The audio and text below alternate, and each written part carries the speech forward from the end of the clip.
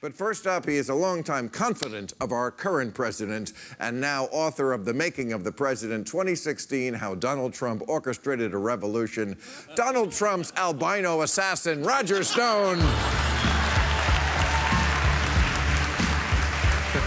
Roger. Now, you don't mind that I call you his albino assassin, do you? No, comrade. Okay. I mean, Bill. Okay, well, let's start with that, because we've known each other a long time. I know you'll be straight with me. It looks like Donald Trump and his crime family were installed by Russia to loot and destroy America. As a longtime Republican, lifelong Republican who cut his teeth working for Richard Nixon, quite a cold warrior, yes. Does it give you any sort of unease that we're so in Dutch with the evil empire these days? Well, not really. If you looked at the Obama-Clinton policies, the reset, they rolled into Crimea, Syria. We didn't stop them. We continued selling them, transferring technology to them. So they really rolled over the last administration. I think here's what it boils down to, Bill, and that is, do we want to go to war over Syria? That's what this is about. No. This is not about Syria. This is about our elections. No. It's about America, not Syria, right? No. It's not about Syria. Yeah. It's about America. It's about war. It's about the neocons who gave us war, the Bushes and the Clintons, and the chances that you could negotiate a peace before expanding a proxy war in Syria. I know that your favorite musician must be Muddy Waters, because Bill, that is what you always do. I just want to give peace a chance. Is Muddy Waters. But that has nothing, but it's interesting you mentioned war, because both Dick Cheney, not exactly a liberal, and John McCain, same thing, have said this hacking of our election would be considered an act of war. If we had some evidence or proof of it, right now what we have is inference. Okay, so Senator Mark Warner, who's head of the Intelligence Committee in the Senate, the first thing out of his mouth the other day when he was asked about this, he said, there's clearly a lot of smoke. And then he said an individual. That would be me. That's you. He said, associated with the Trump campaign, accurately predicted the release of hacked emails before it happened. This same individual, you, also admits to being in contact with Guccifer 2.0, who all of our intelligence agency says Guccifer 2.0 is Russian military intelligence. Yeah, I dispute that. Let's take them one by one.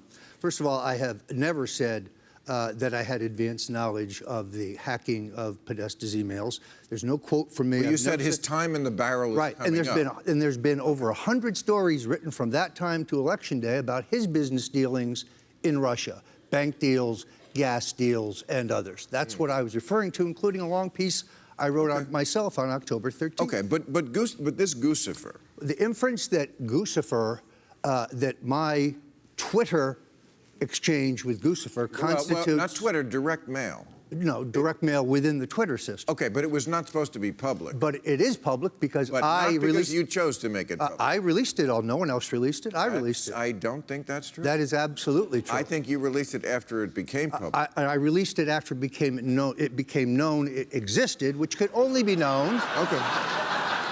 It could only be known if my Twitter feed had been hacked. Okay. So, and I released it. It's benign. It's innocuous. Okay, but here's what Guccifer said. I mean, if you're going to engage in espionage, would you really do it on Twitter? You're really asking that with Trump in the White House. Okay. But here's what... He did get there. Here's what Guccifer said about you. Apparently you and he are big fans. He said, I'm pleased to say, Roger Stone, you are a great man. But why? He's Romanian. Why are you saying that in a Russian accent? Please tell me if I can help you anyhow. It would be great pleasure to me. And then he said, same day, he said, Roger Stone, paying you back. That's very simple, because he's referring at the top of that email exchange to an article I wrote on August 5th at Breitbart, in which I argued that he is the one who hacked the DNC emails. You said he was a hero. I think he is a hero. I'm opposed to the deep state. I think they need to be exposed. But true or false? Let's play truth or dare now, and we're not going to dare each other. Okay. You really think, as a lot of Republicans do, that the Democrats are more of an existential threat to America than Russia? No, I wouldn't say that at all. Lie. But I am disappointed. I think you do, and I think anything it takes to keep the Democrats out of power. I think you actually believe that. Well, I'd like to see a Democratic Party that would stand up to Islamic terrorism, that would protect gay people, that would protect Christians, that would protect women. Right. And they don't seem to be inclined to do that. All right. Well, let's not get to a place where we agree. All right. So Trump was asked on February 16th, can you say whether you are aware that anyone who advised your campaign had contacts with Russia? And he said, no, nobody that I know of, nobody. So he doesn't know you. No, but he doesn't know his son-in-law. No. He doesn't know his. Hold on. Any inference that my communications with Grucifer 2.0 constitutes collusion is disproved by the content Who's and the about timing. collusion? Can you say whether you are aware that anyone who advised your campaign had contacts with Russia? This is proven that all these people had contacts with Russia. I don't concede that Grucifer is a Russian. But if you go online, you'll see there are more theories about this than they met with the Ambassador Kislyak, who was known as the top recruiter of spies in this country. You can't deny that the contacts with Russia, and he said nobody that I know of. This is just a giant, obvious lie. He knows you. He knows Manafort. He knows his son-in-law. I've had no contacts with Russians. Let's be very clear. The New York Times on January 20th says that they have emails, records of financial transactions, and then on the 30th they add transcripts from telephone calls. Okay, where are they? Produce them. Let's see them. Let's hear them. But we have meetings. Michael Flynn is right now asking for immunity because he had contacts with Russia. Well, Trump knows Michael Flynn, so that's a lie. Let's talk about Michael Flynn. He says he has a story to tell. Tell me a story. What is the story? Let's talk about. What do you think his story is? I have no idea, but here's what I do know. I'm not asking for immunity. I was maligned by a number of the members of the committee who said things that were patently false. And in a free society, I should have a chance to respond in the same forum. Of course. In the same forum. Well, no one would disagree with that. And I don't need a subpoena. Right. I don't need immunity, but I want it to be in public, not behind closed doors. Let's go. I'm ready. We've had you on this show from back in politically incorrect days. I don't want to see you in prison with that Nixon tattoo on your back. You're just upset because I'm the only guy you know with a dick on the front and the back. Okay. All right. I'll give you that one. All right. Donald Trump Jr. said this: Russians make up a pretty disproportionate cross-section of a lot of our assets. And then he said there's a lot of money pouring in from Russia. His brother, Eric Trump, said, we had no assets in Russia. We have no debt in Russia. I think we held a Miss Universe in Russia. Like he doesn't know that. Okay, this is called not getting your story straight. Which one of these two sons of Donald Trump is lying? Because one says Russians make up a pretty disproportionate cross-section of our assets, and one says we had no assets in Russia. When you run for president, you have to file an extensive financial disclosure. Oh, I'd love to certify it. Well, both candidates did that. But there were no that doesn't Russian answer my assets. question. Which one is lying? Well, it's a privately held company, so I don't know. But the financial disclosure that Donald Trump filed with the government showed no Russian assets or debts. But why, if Kusei says we have a pretty disproportionate cross-section of assets, would Uday say we have no assets? He also said we don't have any properties in Russia. Yeah, Russia has properties here, like the White House. Okay, so let's move on. A guy named Clinton Watts, he used to be with the FBI, said this week, if you want to get to the bottom of this, follow the trail of dead Russians.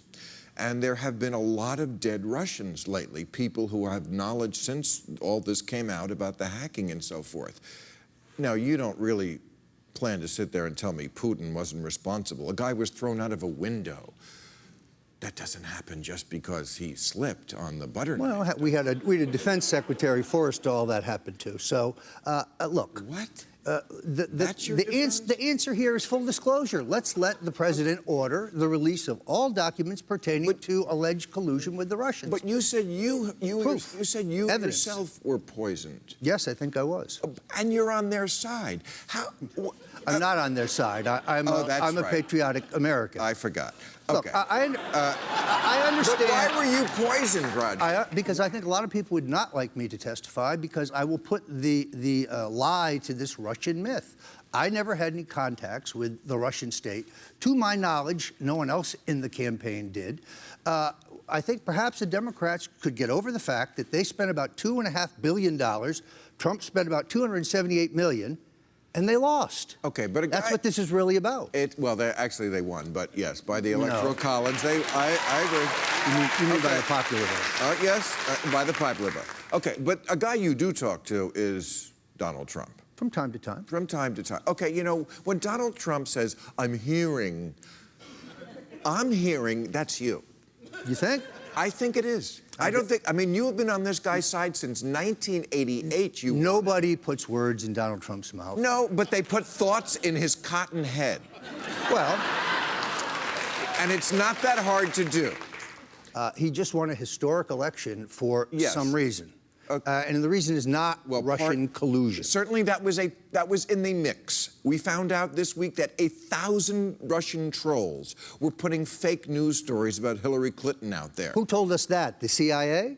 The guys who told us about weapons of mass destruction or Benghazi or rendition or torture at Abu Dhabi prison? Their track record on honesty, not too good, Bill. Okay, well, some of that is not about honesty. You're talking about the Iraq War. Okay, a lot of the people in the CIA disagreed with the findings of the director. Okay. That's happening today, too. Okay, so you're saying that that's not true. Let me ask you a more general question. Sure. You've been in Donald Trump's corner for a long time. Yes, now you've seen proud him of it. President for 70 or so days. Any buyer's remorse? Anything that gives you pause? You know, for the first year of his presidency, first 2 years, the courts and the Congress thwarted everything Franklin Roosevelt wanted to do. You can't judge the Trump presidency on a couple months. Okay. I think his voters want to see him to continue to fight for the things he said that he would fight for. It's not that the travel ban gets knocked down. It's that he keeps trying to pass it. That's important. Steve Bannon once said that we're in the trouble we are in because of the 60s culture of narcissism. No, we're in the trouble. We're in. Narcissism, is that an issue? I don't think that's the reason we're in the trouble. We're in the trouble we're in. No issue with Donald Trump and narcissism.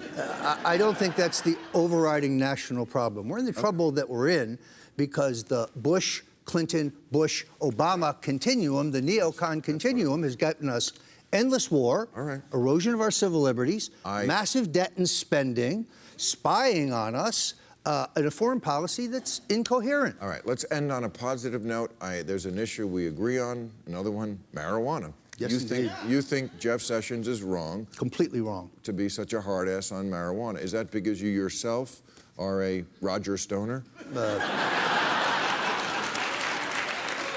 Only when I'm in the states where it's legal. Okay, well, this happens to be one of them. We looked at our log. This is our 420th show. Yes. 420. So we have a cake coming out later. Would you do me the honor of bringing out the 420 cake? I would be happy to. Candidate Trump said that we should let the states decide. He was absolutely right. He needs to get his attorney general back on his word. Great to see you. Thank you, Roger Stone. I wish you good luck with your testimony. Roger Stone, everybody. There he goes. Let's meet our panel.